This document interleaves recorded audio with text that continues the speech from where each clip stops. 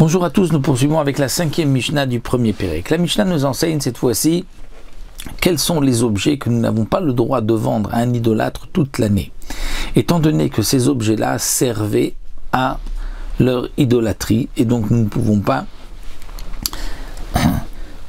leur vendre un tel objet parce qu'à cause de nous, ils vont pratiquer l'avodat zara avec ce qu'on leur a donné et on transgresse l'interdiction de l'ifné hiver de Titen Birchot devant un aveugle ne met pas d'obstacle, c'est-à-dire même devant le non-juif qui a lui l'interdiction de pratiquer l'avodat zara ne lui donne pas la possibilité de faire d'idolâtrie.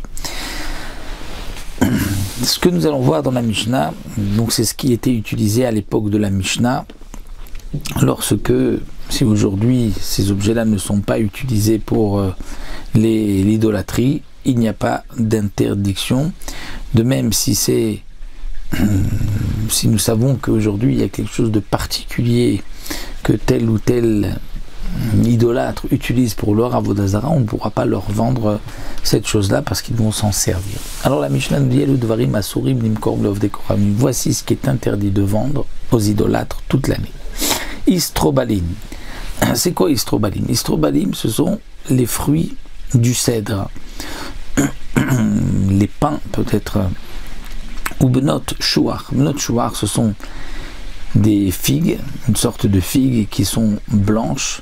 Ça, on ne peut pas les vendre aux idolâtres. On ne pourra pas non plus vendre uftotrotem. Uftotrotem, c'est-à-dire même avec leur non pas uftotrotem, dit Barthélémy, mais beftotrotem, c'est-à-dire uniquement si c'est avec leur queue. La queue qui les rattache à l'arbre, c'est interdit parce que c'est dans ce cas-là que c'était offert à la avodah zara, que c'était apporté comme un sacrifice. Et donc, lorsque ces notchouars sont avec leur queue, la queue qui les rattachait à l'arbre, elle risque d'être utilisée pour la avodah zara. De même, on ne pourra pas leur vendre ou l'evona. L'evona, c'est donc une plante qui donne une bonne odeur, ce qui était utilisé aussi pour la ktoret, l'evona.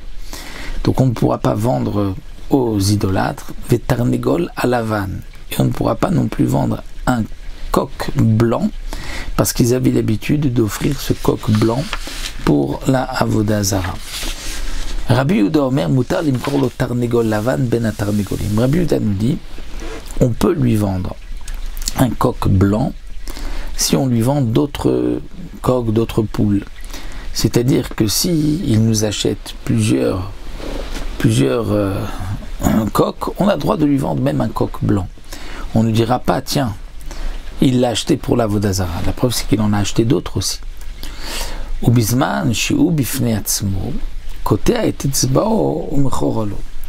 Mais si on doit le vendre tout seul, c'est-à-dire que si on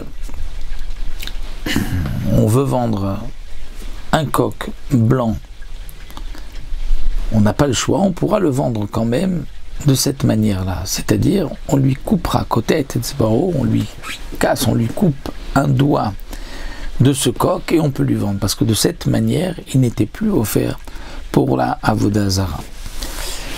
Pourquoi les fiches en makrivim chaser la avodat zara? Parce que les non-juifs n'avaient pas l'habitude donc d'offrir un coq qui avait un doigt cassé à la avodah zara. Ushar kol advarim.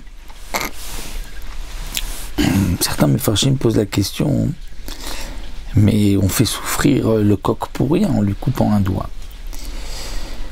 Alors les mefarshim répondent qu'en vérité, étant donné que nous avons le droit d'utiliser pour notre besoin personnel, pour le besoin de l'homme, on a le droit d'utiliser des animaux. Il n'y a pas d'interdiction de tsar balechaim, de les faire souffrir. S'il y a un profit d'utilisation pour l'homme. Donc puisqu'ici on veut vendre le coq, on a le droit même de lui couper un doigt.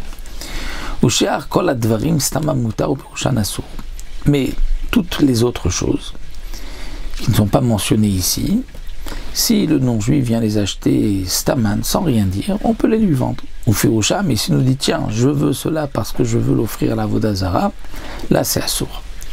Rabbi Meir Omer avde keltav, vachatzav, viniklivam, asorim kolovet koravim. Rabbi Meir rajoute et dit, même des keltav, c'est-à-dire desquels c'est le palmier, Tav, qui est bon, c'est-à-dire les fruits d'un bon palmier. Donc des dattes, de belles dattes, on ne pourra pas les vendre à un non-juif parce qu'ils avaient l'habitude de les offrir à leur idole. De même, le Khatsav. Khatsav, c'est, Barthénoura nous dit, le canne à sucre. Niklivam, c'était une herbe qui était donc très appréciée à l'époque. Le Barthénoura ne dit pas exactement de quoi il s'agit. Donc cette herbe-là, on ne pourra pas non plus la vendre à Solim Korlov des Krovim parce que les idolâtres avaient l'habitude de l'offrir à la Avodah Zara.